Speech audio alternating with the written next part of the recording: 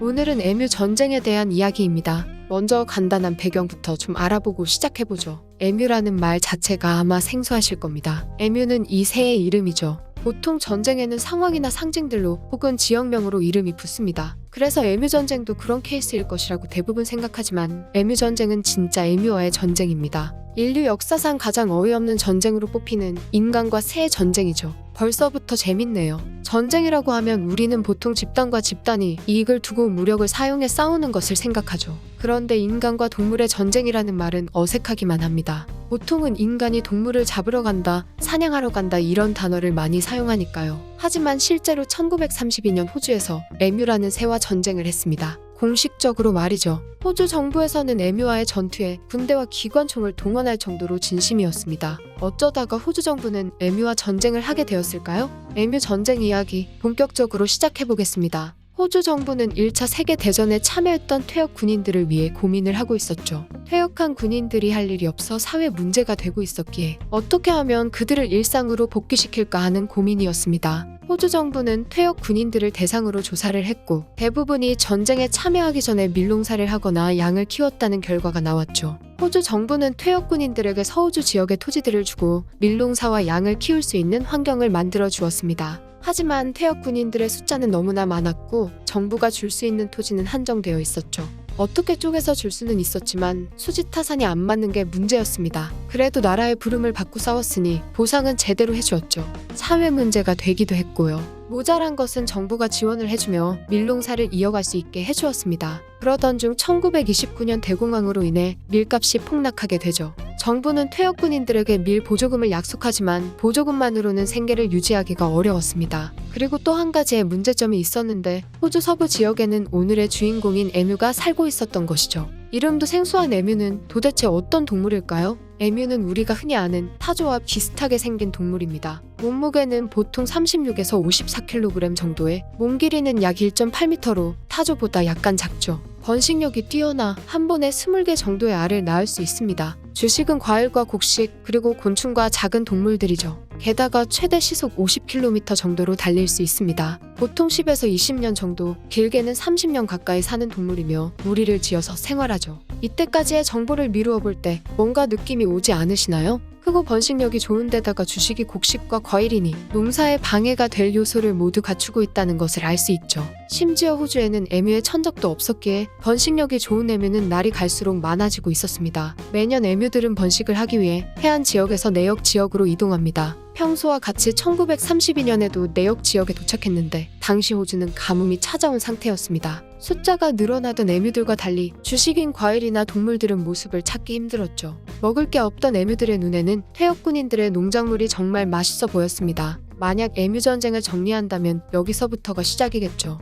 농사를 지으면서 동물들의 침범을 막기 위해 울타리를 설치해놨지만 긴 다리를 가진 에뮤에게는 소용이 없었습니다. 에뮤들은 긴 다리를 이용해 울타리를 넘어 농작물들을 다 먹어버리고는 도망쳤죠. 안 그래도 밀농사가 망했는데 퇴역 군인들은 화가 머리 끝까지 납니다. 소총 소리를 내면 에뮤들이 놀라서 도망가겠지라는 생각을 하고 하늘을 향해 총을 쐈지만 처음에나 도망갔고 어김없이 다시 돌아와 농작물들을 먹어치웠죠. 에뮤들 입장에서도 먹을 게 없었으니 목숨을 걸고 도적질을 한 것입니다. 결국 왕년에 전쟁까지 하고 왔겠다. 소총으로 에뮤를 쏴서 죽이자는 의견이 모였죠. 하지만 퇴역 군인들이 한 가지 간과한 게 있었습니다. 바로 번식력이죠. 군인들이 죽인 에뮤의 숫자보다 태어나는 에뮤의 숫자가 더 많았습니다. 결과적으로 군인들의 탄약이 모두 떨어지면서 에뮤의 승리로 전투가 마무리되었죠. 패배를 맛본 퇴역 군인들은 관공서에 도움을 요청합니다. 하지만 관공서에서도 해결할 수 없었죠. 막연하게 많다고 생각하던 에뮤의 개체수는 2만 마리가 넘었기 때문입니다. 결국 정부에까지 도움을 요청하죠. 정부 입장에서 퇴역 군인들은 1차 세계대전에 참여한 영웅들이고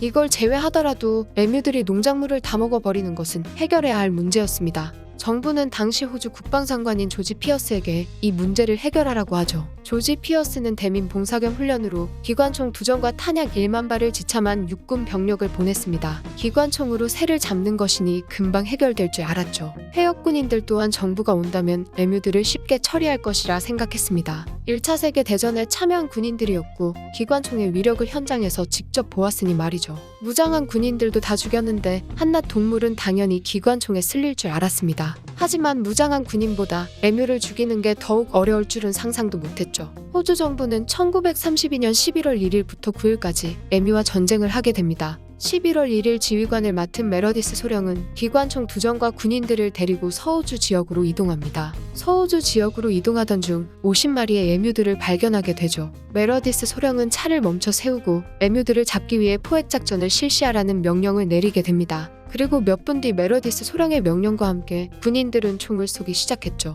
에뮤들은 총소리를 듣고 도망 다녔습니다. 물론 그냥 도망갔다면 모두 죽었겠지만 에뮤들은 똑똑했죠. 총소리가 들리자 흩어져서 도망 다니기 시작한 것입니다. 게다가 시속 50km로 달릴 수 있었기 때문에 총이 잘 맞지도 않았죠. 결국 시작부터 실패를 경험하게 됩니다. 메러디스 소령은 많은 에뮤들이 올 때 기관총을 쏘면 에뮤들을 많이 잡을 수 있을 거라 생각을 하죠. 그래서 에뮤들이 퇴역 군인들의 농작물을 먹을 때를 맞춰 잡으려는 계획을 세웠습니다. 11월 2일 메러디스 소령은 아침부터 에뮤들이 자주 오는 토지 근처에 기관총을 설치했죠. 그리고 에뮤들이 오기를 기다렸습니다. 예상대로 에뮤들은 울타리를 망가뜨리고는 토지에서 농작물들을 먹기 시작했죠. 메러디스 소령은 조용히 기회를 엿보고 있었습니다. 에뮤들이 가장 방심하고 있다고 생각했을 때 메러디스 소령은 사격 명령을 내렸죠. 사격 명령과 동시에 군인들은 기관총을 계속해서 쏘기 시작하였고 탄약 1만 발을 다 탕진하는 데 이릅니다. 하지만 결과는 참담했죠. 에뮤의 시체는 고작 100마리도 안 되었거든요.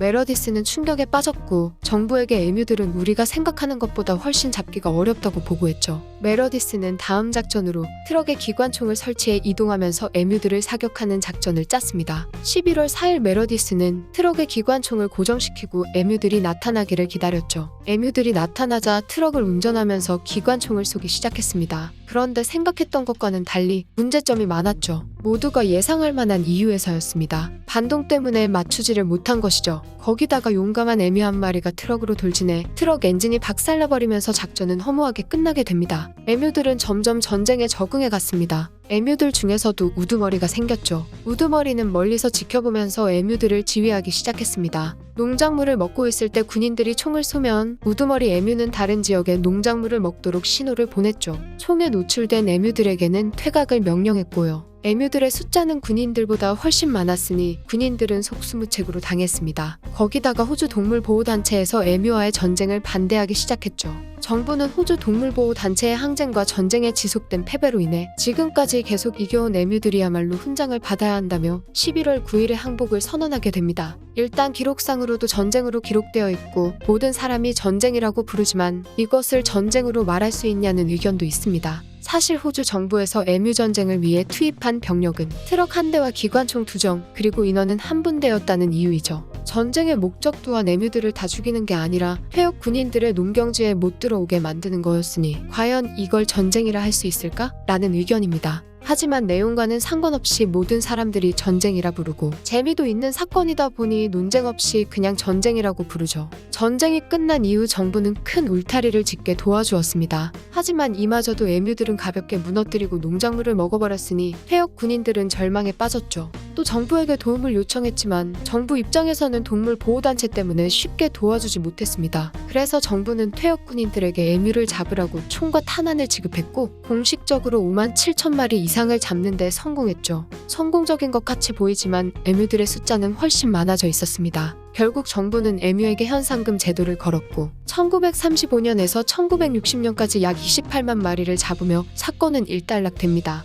그리고 이때 에뮤가 가축화되면서 스테이크로도 많이 소비되어 에뮤의 개체수는 씨가 말랐죠. 현재는 야생보호법에 의해 보호를 받고 있으며 독특한 외형 때문에 관광 자원으로도 사용되고 있습니다. 얼추 봤을 때 타조와 메추리를 섞어놓은 것 같은 외모를 지니고 있죠. 타조를 좋아하는 사람들에겐 귀여워 보일 수도 있겠네요. 인류 역사상 가장 황당한 전쟁이라 뽑히는 에뮤 전쟁 이야기. 이번 편은 여기까지입니다.